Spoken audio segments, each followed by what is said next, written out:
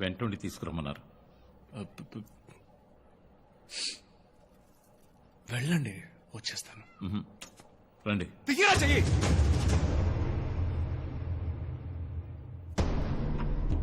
Michael లోపలికి పో.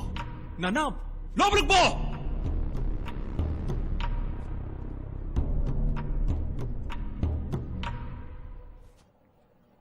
ఏంది మైకిల్ మ్యాచ్కి బయలుదేరుతున్నాడు. బయలుదేరని, వచ్చేస్తా.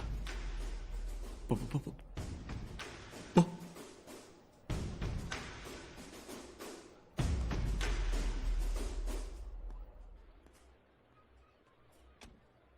ఏంట్రా, ఎందుకు నీకంత కోపం వచ్చింది?